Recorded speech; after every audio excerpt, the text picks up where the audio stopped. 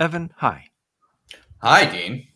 Evan, this is episode 100, so uh, I'm gonna ease into this one a little bit. It's been a lot of episodes in 8 months, so we're gonna have some fun on this one. But first, let people know a little bit about you. Well, congratulations on episode number 100. Thank you. Excited to be the guest here for that. So my name is Evan James. I'm a Bay Area native. Have been in the startup world for my entire career. Started out in the 2010s in the social media analytics space. Have held roles as Senior Vice President of Marketing, Head of Americas Marketing, and currently I am the CEO of a company named DreamWriter, which helps B2B go-to-market teams fix the broken go-to-market motion. I should talk afterwards. uh, so here's we're gonna jump around on some questions here. So, understanding what you do, and the various roles you've had. I mean, let's face it, there are easier ways to make a living, right? There certainly So, are. like, why do this? What I love about marketing is it's a combination of quantitative and qualitative analysis. I love coming in, looking at the stats, really jumping into all the numbers of like what are the levers that we need to push to move performance forwards. But at the end of the day, a lot of it is about psychology, and it's psychology of the target audience that you're going after, but it's also the psychology of the team that you're working with, and how can you organize that team in a way that is going to most effectively get into and convince your buyer persona to move forward. Fair enough. Can I ask this? Um, I'm going to ask a bunch of inverted questions today. When clients hire you, you've had like lots of clients and like as across various. When clients hire, uh, how do they end up wasting the money? They end up wasting the money by not necessarily knowing what they want. So they come in and they have a problem, but Right. haven't come up with any sort of hypotheses as to how to solve it. And so they will typically, in that scenario, throw out, this is what we need to do. And it's like completely, it's something over here, it's something over here, it's something over here. Where I see the most effective clients are like, here's this problem that we have. We want you to solve that. And then really allowing for the fractional CMO to expand and say, like, all right, now that we have that problem solved, let's expand to here, let's expand to here. And here's this opportunity that you're missing. Um, Alan, I want to have you introduce yourself, and then I'm going to ask both you guys the same question. And I think you're going to have some overlap in your answers, but some different answers. Alan, let folks know about you, and welcome back to the podcast. Thanks, Dean. Great to be here, and congratulations on number 100. We're Ooh. both honored to be your number 100 guests. So, my name's Alan Gonsenhauser. I'm on the other coast. I'm in the Boston area, and I've been a CMO 10 times and also mentored over 130 CMOs when I was, excuse me, at Serious Decisions in Forrester. I started my own business a little over 3 years ago. It's Demand Revenue at demandrevenue.com. I work primarily with private equity and their portfolio companies to help them grow intelligently, primarily in the SaaS software and healthcare, health tech, and different parts of the healthcare ecosystem spaces. I either as an interim chief marketing officer, I also have a number of CMO mentees, and I help CMOs and chief customer officers with projects, or private equity firms with due diligence before they invest in portfolio companies. So that's what I do. And ready for your questions, Dean. So yeah, and especially we're definitely going to go back to Evan because it's like right up his alley. So today, either eternally or in 2024, like what do most of your clients not understand about messaging to prospects? Are you asking me first? Yeah. So keep it simple. When you're talking about messaging, first you need to know who you're going to go after. Who is your ideal customer profile? So, you know, you don't want to just get customers. You want to be able to keep them and retain them. And that's how you grow financially in the future. That's very Mm-hmm. tied to your future income. And, once you've identified it's depending where you are, like startup companies need to get, need to get problem market fit. And if they're successful there, they need to get product market fit. And then if they're successful there, as they scale further, because I work with larger companies over 200 million generally, they need to get platform market fit. So understand who you're going to target. Once you understand who you're going to target, you need to simply position your offering to be compelling. So you have to understand your target audience. You've got to understand your frame of reference of or what space you're in. And then you have to understand your meaningful point of difference. So you want your positioning to be parsimonious. You want it to be pointed and easily understood so people can repeat it to others.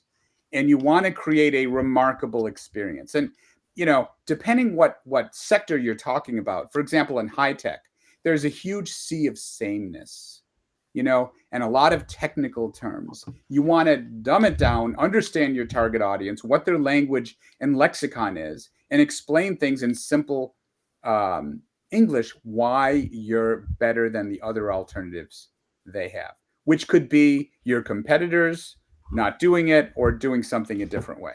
Does that make sense? It does to me, and I'm sure it does to Evan.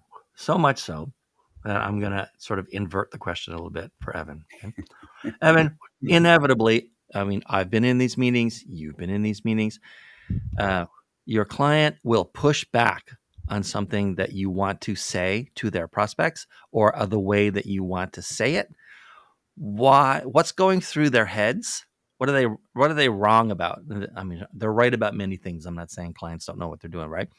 But what are they wrong about when they typically when they push back against the messaging that you are trying to create for their prospects? Ego, number one. It's they're coming in, they're wanting to talk about themselves. They're trying to say, here's what we're proud of, here's what we do, here's what I think is best about us. And that you see that within executive teams across every single sector, where the natural human instinct is to say, this is what I think is best about us, rather than what problem are we solving for the customer. And it's really about reshaping that. I couldn't agree with Alan more on how do you really find the problem market fit and then move in. I stick within the problem market fit to product market fit. I then pass it over to Alan as it gets larger and scales up. But really nailing what it is that you're doing for your customer that is solving a core problem. What can you do that will delight them and keep them coming back to your product time and time again? And one thing I think that is critical is once you create that kind of overarching umbrella positioning, umbrella messaging, it's really about creating variations of messaging to individual buyer personas that you're going after. So taking all the different industries that you're targeting and creating variations of your umbrella messaging for that particular industry that's speaking to them. Same thing with roles. So if you're targeting a CFO, a CRO, and a CMO, they care about different things. So you want to make sure for the entire customer journey that you're giving them the right information, that you're hitting on their problems and trying to delight them with your solutions. So product selfies are alive and well, right, Evan? Product selfies are alive and well. Unfortunately. Yeah. I'm almost done finishing a book, writing it, not reading it, called What Your CMO is Trying to Do. And it's for founders and CEOs who didn't come up on the marketing side and happen to luck into having a really good CMO, but like are butting heads because they don't quite understand where the CMO is coming from. And one of the items in the book talks about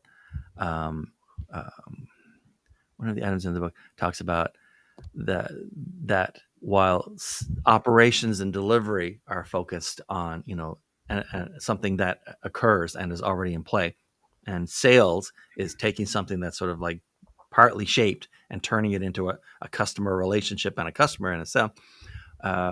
Marketing can be focused on many parts of the organization, and marketing can be a hub for the entire organization, but only marketing is hyper focused on the beginning of everything, the beginning of that client relationship. The pushback that I sometimes got on this was that, Dean, and this is from clients, right? Like, we already know what we want to say. We need help figuring out how to say it. What do you say when a client says that? Either one of you, both of you. How do you know? Yeah. How do you That's one know? thing. Is this coming from your customers? Is it, what you think you want to say? How do you know? What research have you done? Who have you Right. spoken to? What's the validation? And if you have, great. If not, you may want to think about that. You may want to think about your persona and your target audience and what matters to them and what jobs they're trying to get done. How you help them get their jobs done better, faster, cheaper, more conveniently, etc. If you're not doing that, you're just doing product selfies and talking about how great we are, like Evan was talking about. And that's not what folks want to listen to. They want to hear what's important to them and what they're trying to do, how you can help them do it better. Evan, You're what not do you doing think? that, you're not doing it right. Yeah, I mean, the question that I ask is the same exact thing. It's who have you talked to? What did your customer say? How many customers have you talked to? Right. Who was that customer? What problems were they trying to solve? Do you have enough data to be able to form a hypothesis that this is the right industry to target, the right role to target? What does that macroeconomic situation look like? I was at a company where we were targeting HR. The second there was a bit of economic instability, the budgets went away. So we tried to pivot and tried to target the CRO with no data. And the CRO said, I don't care about this solution. Right. But we had made our bed at that point, and it was very hard to reverse. And so before you jump into a new market, a new role, a new buyer persona that you're trying to target, it's critical to go off and do at least tens of customer interviews to really say, what's your problem and does our solution fit into it? And if it's no, that's okay. Move on. Let's talk about the solution for a second. What's the best possible response to a CEO you happen to be talking to, who says, "Yeah, we're really just sort of starting. We don't plan on really having a marketing function. We're going to do product-led growth." Evan, you ever come across this? I've heard that a lot. Hasta la vista, baby. Yeah, honestly, that's not to be completely truthful. Good luck. Yeah, that's when I say good luck. Okay, let's put it this way then. Your brother-in-law has told you that the company that he has recently started a couple of years ago and just now is sort of coming out of the market, they're not going to do marketing. They're going to do product-led growth. And if this business fails, you're probably going to end up lending this dude money so he can feed his kids. So now you have to convince him that he needs marketing and product-led growth is not going to do it. How do you do that? Look, I'm actually a huge fan of product-led growth. Sure, aren't we all? I think it's an amazing way to grow your customers. But if you're doing that without marketing, you're having a bunch of PMs sitting around analyzing the market and trying to figure out how do we spend as little money as possible to get as much people into the funnel and then convert them throughout the entire process. But they don't know how to bring in the right people at the top of the funnel. And they're missing out on critical insights that can make their product-led growth initiatives much more effective. The easiest way to drive conversion, let's say you're getting free users and you're trying to get them to that first starter tier. The easiest way to do that would be to really understand who is the segment and what do they care about and how do we market to them within that to drive that conversion rate. Not to mention everything at the top of funnel of getting the right people in there at the beginning. And to net that out, I would say that product-led growth should always be subservient to customer-led growth. Start with customer-led growth. Product-led growth is just, how you would do things efficiently through e-commerce or through, but you always want to think about the customer. And you could have product-led growth be very effective at bringing on new clients that you can't keep, and then you churn and it kills your brand. You don't want that. So start with the customer. Are there any sort of products or services or industries where product-led growth is just never going to be a thing? Never going to be practical? Not every product, is worth remarking on to someone else. high ASP healthcare. I mean, it really depends on the industry. I mean, product-led growth is very powerful if it's the right application, but it's industry dependent, I think, and ASP or average selling price dependent. So you think it's more of a consumer, not a B2B? No, it could be B2B, but probably if you're selling something that's $1 million a piece, or $500,000 a piece, that you need a lot more involvement. You can't put that all online and say, I mean, one exception is GE engines for parts, high dollar parts. You can put that on the web and procurement will purchase it because it's something that they purchase all the time, when they need to. But generally, I think it's for lower ASP type models. That would be my opinion. PLG. I'd agree. Down market, great way to look at it. Up market gets very difficult. I mean, at the end of the day, it's even if you think about it from the consumer side, if you're buying a Ferrari, you probably want to go talk to somebody. Yeah. All right. How about this one?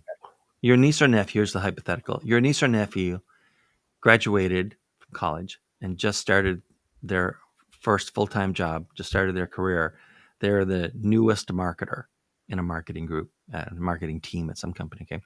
Comes to you and says, hey, what's your advice for someone starting out in marketing in 2024 and what I should do or not do, what I should pay attention to or what I can ignore that's come before me as I look through another career of 25 plus years? What do you think, Evan?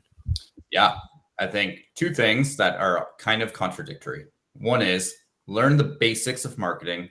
I think the last 15 years, there's been such a rise in the number of roles, the rise in the number of digital channels, that it's very easy to get sucked into. I'm going to become, a specialist in LinkedIn advertising. Well, if LinkedIn advertising changes their algorithm and it becomes so the targeting solutions become so great that you're just purely able to go off and not necessarily need a specialist, you're out of a job.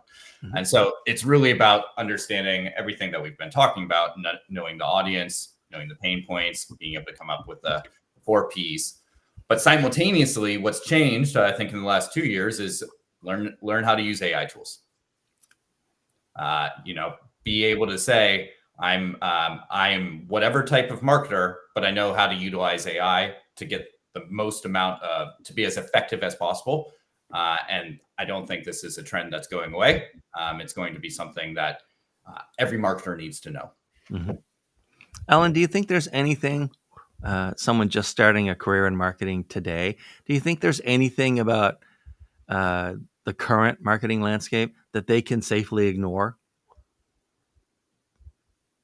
Like, that's an interesting question, Dean. Like, would you, or what would you advise? Would you tell someone today to figure out how to do radio advertising?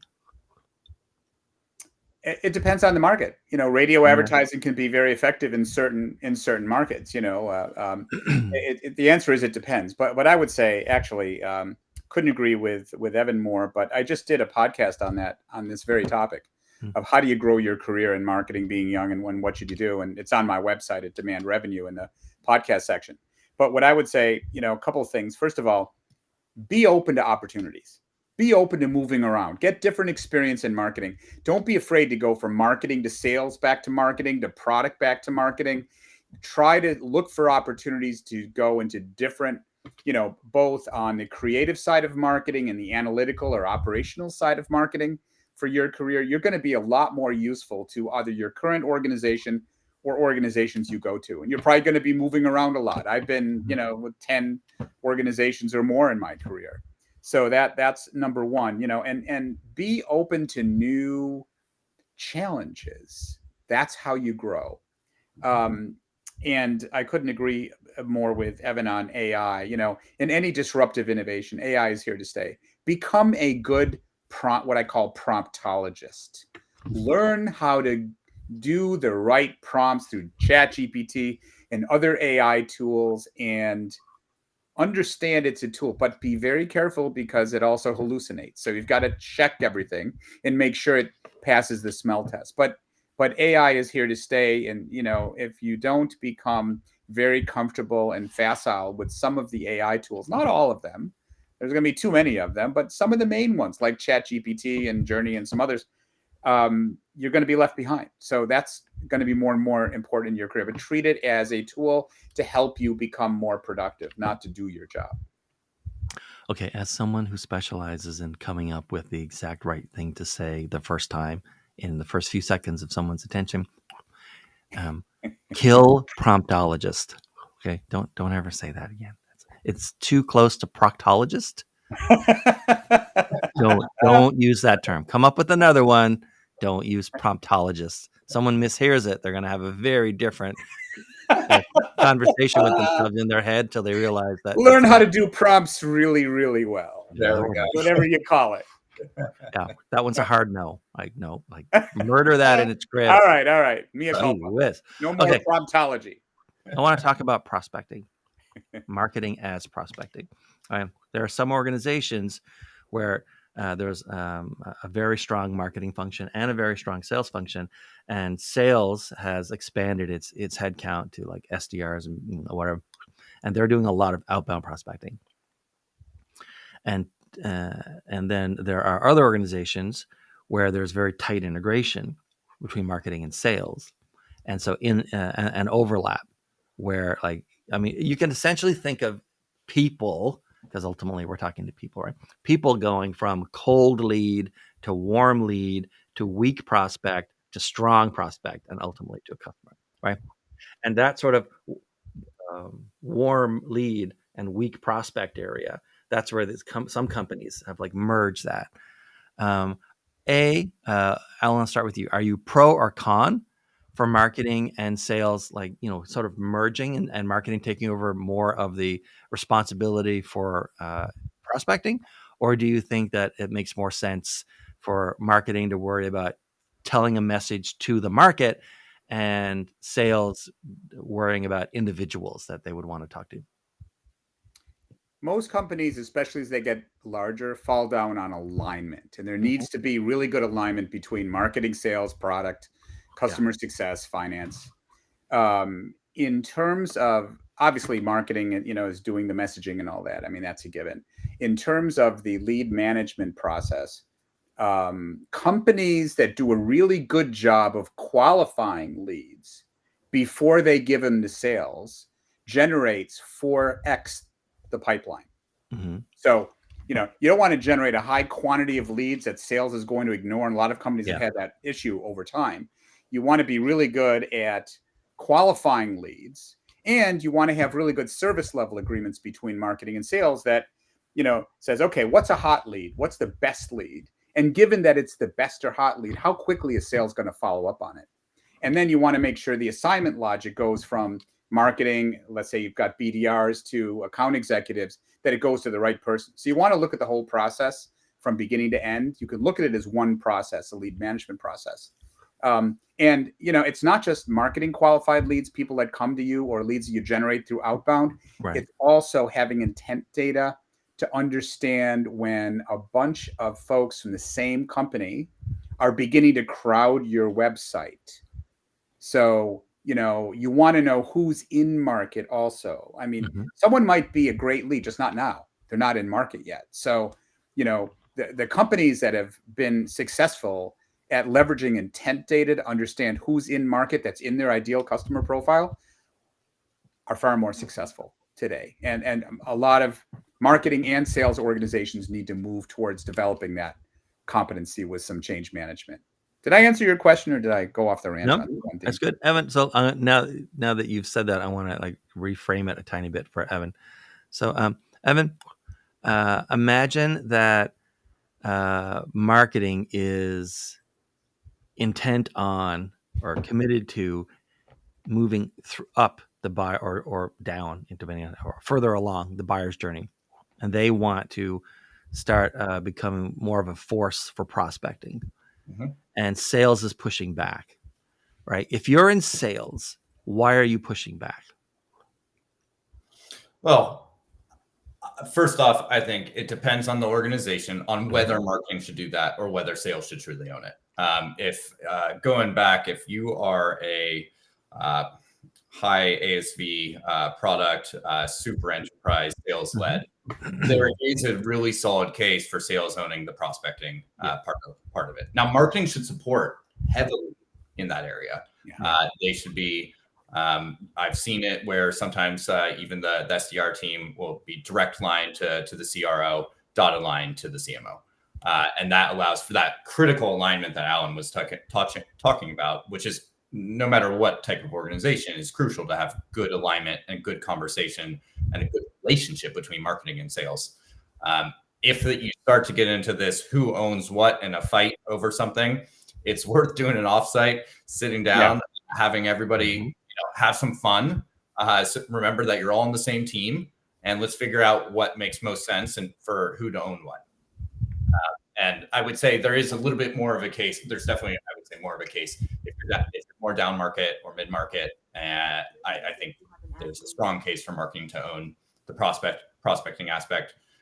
If you're super enterprise, then I'd say generally sales should own it. All right, let's talk about content marketing.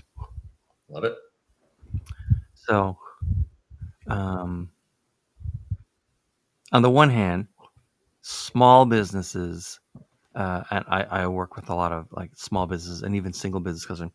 They will come to me and they'll say like, Dean, I'm doing something and like nobody, I don't even think I have any real competitors. Everybody has competitors. But of course not. If nothing else, everyone's number one competitor, especially in B2B, is I'll think about this tomorrow. Inertia is, or the incumbent, are the top two competitors.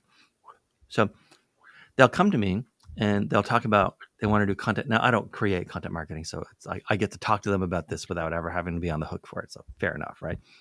But I explain to them that you can't educate a market into existence. Right? If people don't even know that they have a problem, a small business, and by that I mean like any company under say 10 million a year, right, will never have enough time and money to educate a market for a bunch of people who don't even know they have a problem, let alone like think about whether or not realize they have a problem and wonder if a solution even exists. Right? And the smaller the business is, or the more more acute its financial needs are, the more it needs to move up those 5 stages, right? Alan, you're like the model guy. The 5 stages of customer awareness are they don't know they have a problem. They know they have a problem. They don't think a solution exists. They're aware that solutions exist, but they don't know about your solution. They know about your solution, and they know everything they're going to need to make a purchase. I think those are the 5, right? And a small business needs to start at like level 3. But if they have enough time, or they have some time, content marketing can, in a way, sort of educate a market into existence, right? Dave, like, yes or no? Should they even bother to ever educate a market into existence and instead, do content marketing that's based on things people are going to search for? I mean, people don't know they have a problem. They're never going to search for it. Who are you asking? I'm sorry, Evan. So Evan, a customer comes to you and says like, people don't even know yet. Never mind that they don't know about us. They don't even know that this category of product exists. They don't even know they have a problem. We want to, start producing content so that we can educate the market. And we'll be the first ones that are there. What would you say to a client like that, other than like, what are you drinking? I'd say there have to be some early adopters. If you're have a solution and nobody knows that they have this problem, like literally nobody knows that they have this problem, is there a problem there? Because if nobody knows it, it could be in very rare, exceptional circumstances, just nobody has thought that they have this problem. But I'd say, 99% of the time, if literally nobody has a problem, it's probably not a problem. Now, if there are early adopters that are saying, hey, I've got this problem and I'm looking for a solution like you, fantastic. That's a great time to go off and do educational marketing. Make sure that a larger percentage of the market starts to recognize that there's a problem. They may not buy right away, but they'll start to recognize that they have a problem. And as that problem grows and grows and more people are talking about it, there's almost a FOMO aspect of really looking and saying, hey, I'm going to tackle that. But yes, somebody says, hey, nobody has this problem, but we're first to market. Okay, is it a problem? Yeah. Or is it just like you came up with something and now you want to convince people to buy it? There's a very different between like figuring out what people need or want and then making a product or service for it, and then making a product or service based on what you can make, and then trying to convince people to buy it. Like one of those is way harder than the other. There are three kinds of products. Okay. There's new market, which we're talking about. There's no budget for it. You have to do a lot of thought leadership, and you have to create interest. And you need, as Evan's saying, you need early adopters, and that's very difficult. Takes a long time. Mm-hmm. Content could help. The second is new paradigm, or you have a better way to do an existing process. Horse instead of a buggy whip, or there are millions of examples. Look at Clayton Christensen or Joseph Schumpeter. There are millions of examples on how markets have evolved through disruptive innovations. And the third kind is called established market. Everybody knows there's a budget for it. There's a replacement cycle. It's very competitive. There's a lot of price pressure and price competition. In my experience, new market is very, very rare, as Evan said. It's more difficult to create a completely new category there's no budget for. You have to have a long time, and you have to get some early adopters and start, crossing the chasm. If you say, a lot more common is new paradigm, where you develop a better way to do an existing process. Right. Less expensive, cheaper, more convenient, whatever benefits. And then established market, there's a lot of competition. You're doing a lot of, competitive comparisons and that kind of stuff. Okay. Those are good answers, guys. I really appreciate those. Here's my next one. In your work, and I'm talking about you specifically, I'm not talking about all of marketing or whatever. In your work, in my work, I imagine we have, the three of us, some overlap, but we have very different sort of core metrics that influence and we get remunerated on, right? And so, like Evan, in your world, in your work, in the part of marketing you do, what's like the one or two core metrics that either every client wants to measure or you always measure to get an idea? Just like the one or two core metrics. Like for me, for instance, I'll give you an example in case I'm not being clear. Because I write mostly outbound and almost no content or inbound, then like open rates and click-through rates and ultimately like conversion rates, right, are like, those are like the two or three core metrics. If I'm doing well on those, I don't really have to worry about any like sub metrics. For other people, it might be net promoter score. It might be something else, right? So Evan, in your world, right, and in Dreamwriter, sorry, it's been a lot of talking today. I record multiple podcast episodes. And we know 100 of them, right? 100, right? But Evan, in your work, what's like the one or two sort of core metrics that keep coming up or that you try to keep an eye on?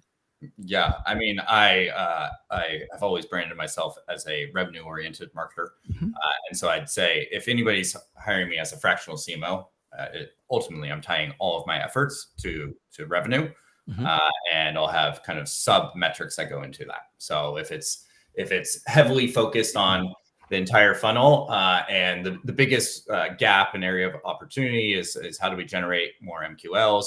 Great, but I'll pull that and then I'll just show, all right, here's the conversion rate. Here's how we up the conversion rate to SQLs, and then we take SQLs and we up the conversion rate to opportunities and pipeline amount, and ultimately we're always looking at that closed one amount. There are a lot of marketers, or not a lot. There are some marketers that really like to focus even further than that and go into kind of customer marketing and focus on retention. It's not my area. And so I'm really looking at how do you get that net new business. Okay. And this is a jargon-free show. So either you can, or I'll do it if you want, define for the audience MQL and SQL. Sorry, marketing qualified lead. So, typically that would usually be something that is inbound. Marketing is then taking it and saying, does it hit the requirements to become a sales qualified lead, which SQL. based off of who that person is, the industry that they're in, the company that they're in, etc. By the way, one lesson that I've learned from doing 100 episodes, now when someone brings up a any kind of technical term or jargon, I always make sure before I turn it over to them that I let them know I'm willing to like say, because I didn't do that earlier, and someone, I forget it was what they had like picked a term, and I said, for the audience, like, go ahead and explain what that like abbreviation means, and it was just like and it's not that they didn't understand what they were talking about. It's that we use the jargon so much we forget what the underlying even is, right? Because we don't never use it. We use like this, and so thanks for pointing out, like, marketing qualified lead and sales qualified lead. But I was ready to, like, with a net in case you needed it. There's no worse feeling than like someone's on the hook and you're like, oh, I screwed that up. I should not have asked them that. That's really bad. And Alan, how about you? Like, what one or two metrics do you always end up measuring or keeping an eye on? Sure. Well, I mean, the waterfall metrics that Evan mentioned in the front end, but I, and of course, financial and profitability, but they're lagging indicators. Mm-hmm. Their impact. I try to focus on the things that will drive that, mm-hmm. like outputs and results that will drive ultimate impacts to the business, like revenue and profit. So, of course, the waterfall metrics on the front end, marketing and sales qualified lead and pipeline. But I do actually focus a lot on customer-led growth. And the kind of stats there are NPS, which stands for Net Promoter Score, which is a score from 0 to 10 on how likely a company is, a customer or client is likely to recommend you to their friends and business associates. Also on net revenue retention, which is how many of your customers do you keep and grow, and LTV to CAC, I'll explain that. Lifetime value to customer acquisition cost. Right. When you bring on a new customer, how long will you keep them, and what's the lifetime value of the revenue over this stream of how long you will keep them? Right. Because I'm a big believer, and we mentioned this earlier, the important reason to know your ideal customer profile is if you bring on customers but you can't keep them and you churn, especially in the SaaS business, and you've got a leaky bucket, that's going to impact your revenue, it's enormously expensive, and your brand. So I focus a lot on the back end metrics too, on keeping customers in addition to getting them. Okay, so let's wrap it up. Evan, so two things. One, who should be contacting you these days, and how should they get in touch with you? And two, you can ask Alan any question you want, and then he's going to get to do the same. Well, that's easy because I'm going to go right for anything on customer marketing, because that is definitely something that I would love to do more on. But for contacting me, easy. One, if you're interested in checking out a cool AI solution that is helping B2B go-to-market teams create really on-point messaging that creates variations of content based off of your industries that you're targeting and the roles, check out dreamwriter.ai. If you're interested in hearing about professional services, just contact me. You can write to my email, evan@dreamwriter.ai, and we'd love to speak with you. Question for you, Alan. I would love to hear. So we were talking pre-show a little bit about how you are really focused on helping larger companies that are looking to showcase profitability, sometimes dealing with mergers and acquisitions.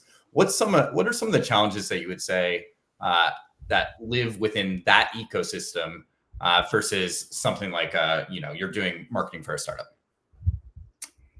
I try to look at infrastructure and how developed it is. So when I first work with a larger company, so I look at people, process, technology, MarTech stack, data, analytics, and pricing. Those 6 things. I often find, especially if companies have gone through a lot of M&A and they've acquired a lot of companies, they haven't integrated them. Mm-hmm. And their data can be really dirty. In fact, their data can be filthy. And you need good data for marketing and sales to target customers and target your ideal customer profile. So I do a lot there. I've also, there are often issues with alignment, getting marketing, sales, product, customer success, finance on the same page. The larger companies are, the more difficult it is to get aligned and stay aligned. And that's so important to intelligent growth and profitability. Does that help? It does. Certainly does. Yeah. And Alan, how should people get in touch with you these days? Who should be getting in touch with you? And what's your final question for Evan? So I'm not going to ask you to spell my last name. So to get in touch with me, my website is demandrevenue.com, just like how it sounds. Mm-hmm. And you can use the email of ag@demandrevenue.com. That's probably the easiest way to get in touch with me. Question for Evan: in terms of, you see a lot of issues with go-to-market functions. What's the biggest issue you've seen lately?